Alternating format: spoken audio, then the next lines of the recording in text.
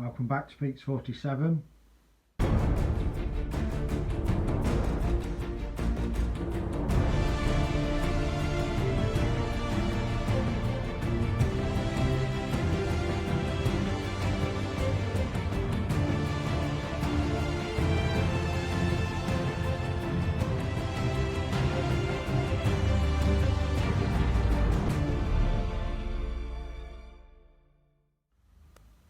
So I'm going to do the dry stone walls next before I do any more detailing. Still got to weather down these rocks, add some different colours of grasses and some foliage and bits and bobs. But I just wanted to get the main carpet down before I did the walls. So what I've got so far in this pot is a couple of tablespoons of PVA and then a 1-to-1 mix of powdered decorator's filler and a fine cat litter. So I'm going to add water to that now, stir it up till I've got like a sticky, thick consistency, and then I'm going to mould that into place over a bead of PVA that I'm going to put along these edges.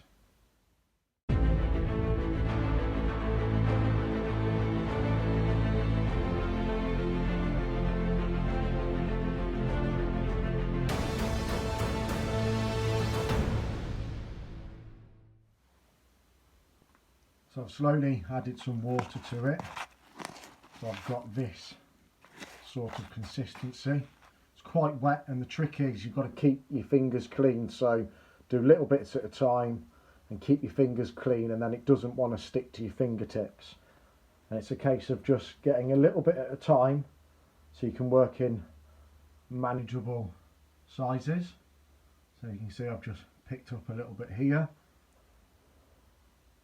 and then you can sort of shape it and spread it out as it's in place. And then once it's in, I just tend to just pinch it, and then that will give you your dry stone wall sort of shape.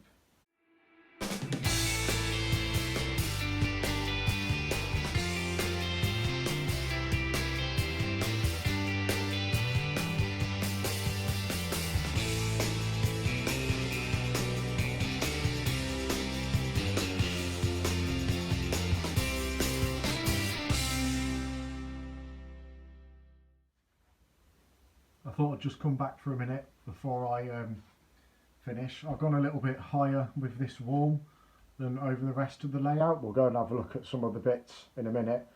But I've usually been doing them about a 4-foot wall, but I figured with this being a road, and this is quite obviously a dangerous drop off, I've done this wall a little bit higher. So by using a figure, I've gone with probably more like 5 foot.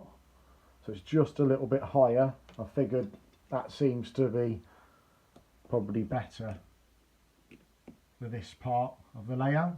So that's the sort of height I'm going on. So it's dead easy just to add onto the height. So as you can see here, this is a lot lower. So all you need to do is just grab a bit more of your mix, and just a case of putting it on top, pinching it,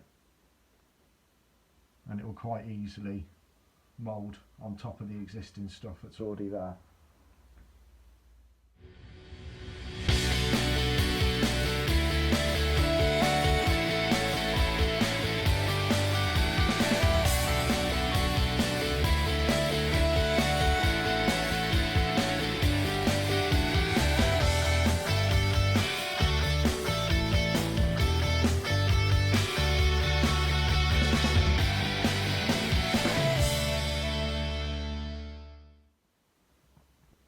So these dry stone walls, that's how they started life. And then I gave them a coat of magnolia emulsion, let that dry, and then with a black wash I went over the top, added a little bit of static grass and some scenery, some foliage along the bottom just to disguise the edge, just to ground it a bit better. So that is what we're going to try and replicate over the other side.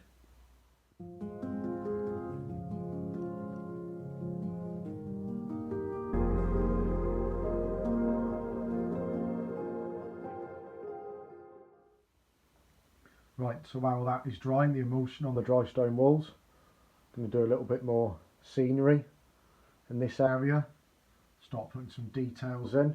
Still waiting on some sea foam, which will probably be going a little bit here, probably some running along this edge as well. But while I'm waiting for that to arrive, I'm going to do a bit more scenery in this area.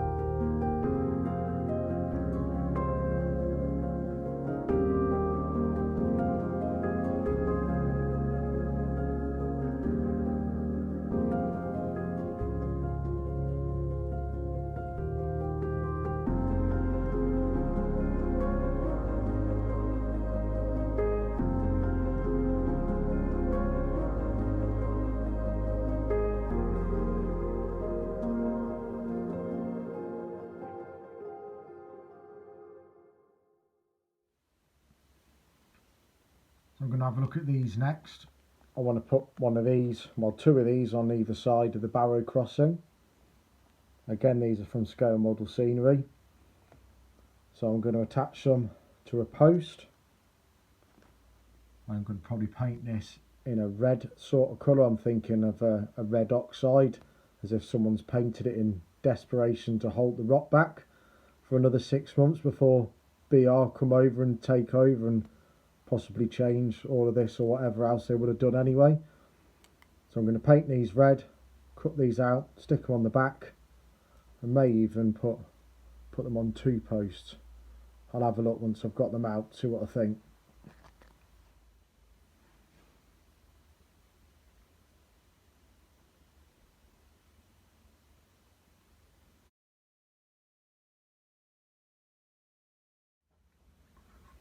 So the dry stone walls are dry now, the emulsion.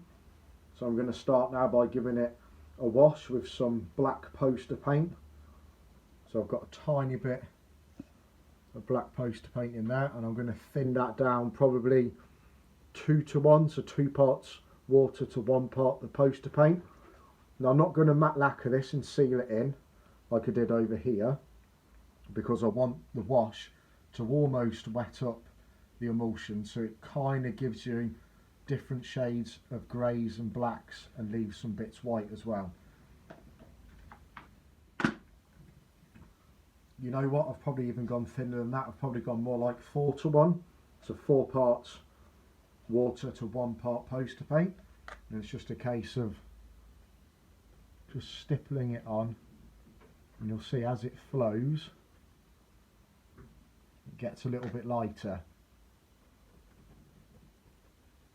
so it will leave you some darker bits and some lighter bits, and I feel like that's what gives you the variation on your walls.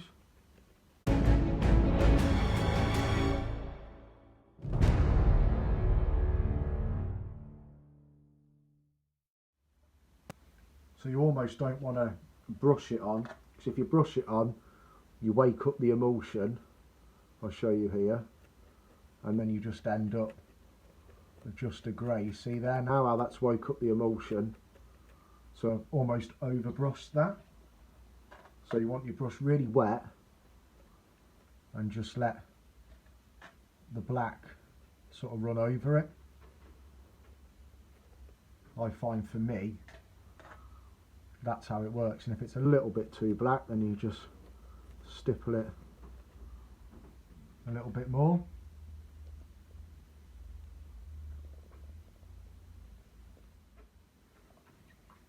Right, so that's the wash on over all the dry stone walls now. We'll retouch all this in with some sand. Once it's dry, it might disappear anyway, to be honest. So the next thing now is to just add some detail to the wall. Obviously this bottom edge is a must. This needs to be grounded better, so I'll be using foliage or maybe some slightly longer grass along there, but I do want to add some scenery along the top of this wall. So for that I'm going to use some 1mm static grass in the detailer.